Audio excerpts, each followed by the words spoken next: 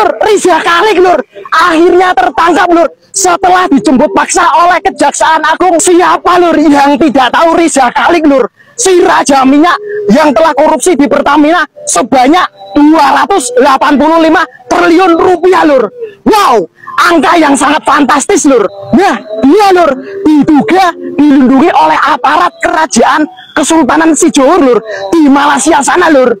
Karena lur dia menikahi salah satu keluarga di kerajaan itu lur. Lur, dia mempunyai politik yang sangat kuat lur. Selain dia menjadi pengusaha minyak di Indonesia lur, cuma di era Prabowo lur, mafia kelas internasional bisa tertangkap lur. Gimana lur pendapat sampean lur? Ketik lur di kolom komentar. Oh ya lur, saya sedikit mengenalkan lur.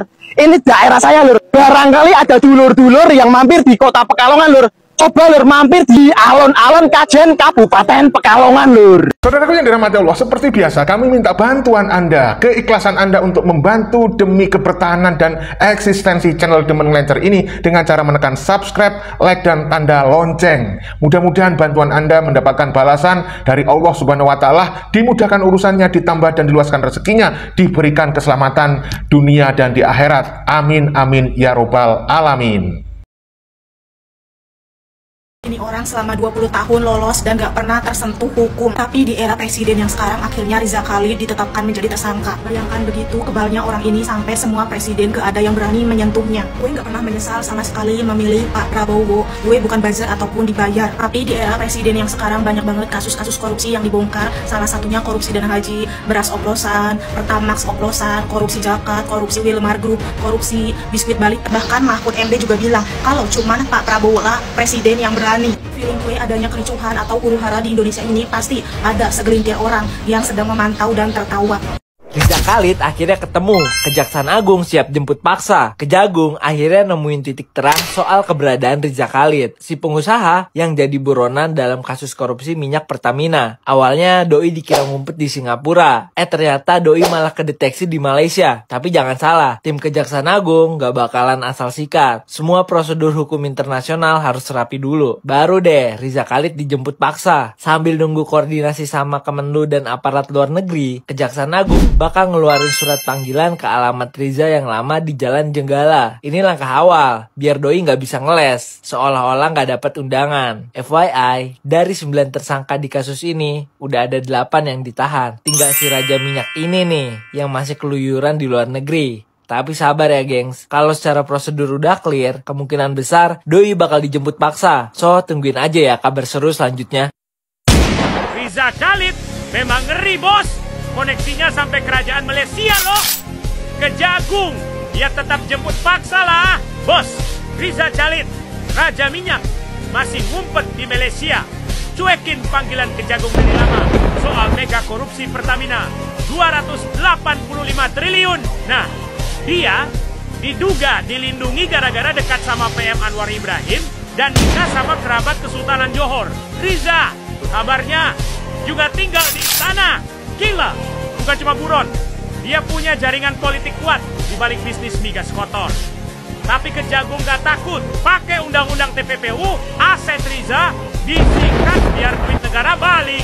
Red Notice Interpol siap, diplomasi G2G digeber, hukum harus menang. Era Prabowo beda bos, mafia lama yang dulu kebal kini diburu habis. Jadi kita harus kawal Kejagung bos, tenang aja. Riza Khalid pasti dijemput. Riza Khalid ini mungkin sudah berkahwin dengan keturunan anak raja kita di sini. Saya lihat semalam dalam sidang media di Jakarta, Yang Amat Perdana Menteri diasak oleh wartawan Indonesia berkenaan dengan keberadaan Riza Khalid, salah seorang tycoon yang disabitkan pertuduhan ataupun siasatan oleh BPR, pencegahan rasuah di Indonesia. Apakah isu ini memberi kesan kepada sebarang bentuk kerjasama melibatkan Laut Sulawesi antara Malaysia dan Indonesia? Kerana saya lihat ada kenyataan daripada Peguam Negara Indonesia yang mempersoalkan kerumitan untuk ekstradisi proses bila mana diketahui Riza Khalid ini mungkin sudah berkahwin dengan keturunan anak raja kita di sini. Jadi bagaimana pandangan Wisma Putra?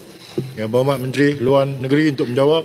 Ya, Berhormat Perdana Menteri telah menyatakan bahawa soal Riza Khalid ini adalah soal perundangan dan kita tidak akan memberikan apa juga lindungan.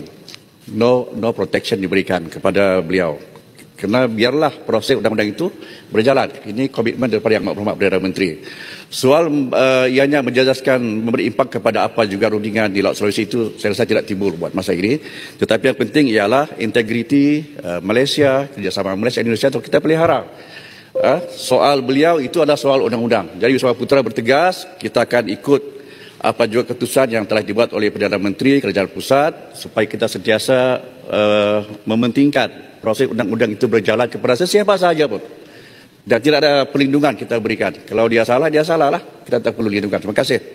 Terima kasih Yang Berhormat. Inilah 13 daftar manusia terkorup di sejarah Indonesia. Dari korupsi senilai 2 miliar sampai 3 kuadriliun. Gila banget guys. Yang pertama Marcella Santoso, suap hakim dan bayar buzzer medsos 2 triliun. Yang kedua Robert Tantular, pengelolaan dana Senturi Bank 7 triliun. Yang ketiga Johnny G. Plate, Menkominfo, proyek menara BTS 8 triliun. Yang keempat Emir Syah Satar, kasus pengadaan pesawat baru 9 triliun. Yang kelima Hendrisman Rahim, pengelolaan dana Jiwasraya 12 triliun. Yang keenam MP Tumanggor, izin ekspor minyak sawit mentah 17 triliun. Yang ketujuh Adam Rahmat Damiri, pengelolaan dana Asabri 22 triliun. Yang kedelapan Honggo Wendratno, pengelolaan kondensat ilegal 37 triliun. Yang kesembilan Surya Darmadi, penyerobotan lahan sawit 78 triliun. Yang ke-10 Samsul Nur Salim, bantuan likuiditas Bank Indonesia 138 triliun. Yang ke-11 Harvey Mois, hasil tambang dan perusak alam 300 triliun. Yang ke-12 Rizal Khalid, tata kelola minyak mentah senilai 968,5 triliun. Dan yang ke-13 Rafael Alun, suap dan money laundry senilai 3 kuadriliun guys. Wah gila sih, pantas aja ya Indonesia nggak maju-maju. Riza Khalid kembali disorot dan keberadaannya telah diketahui. Nama Riza Khalid kembali menjadi sorotan publik.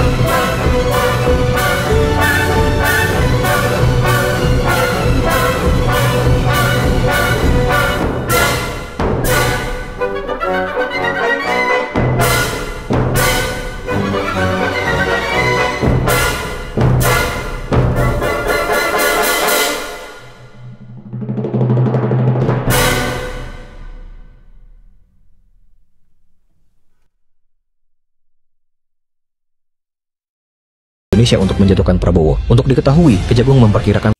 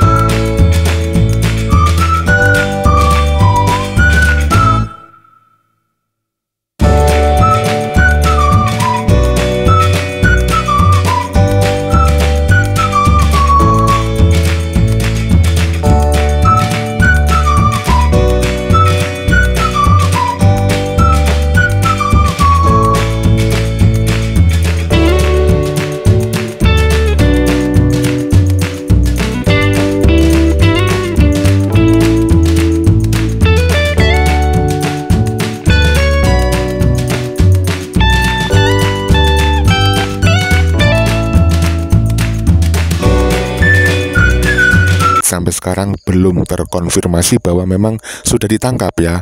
Tetapi Kejaksaan Agung masih berupaya untuk melengkapi syarat-syarat untuk menjemput ya dan menangkap Riza Khalid.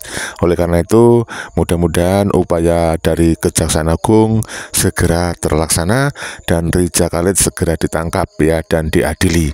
Jadi seperti itu, mudah-mudahan apa yang kita sampaikan memberikan manfaat, memberikan edukasi kepada masyarakat, dan tentu saja kami berharap mudah-mudahan bisa menghibur kalian semuanya. Terima kasih ya. Wassalamualaikum warahmatullahi wabarakatuh. Merdeka, merdeka, Indonesia Jaya, sejahtera.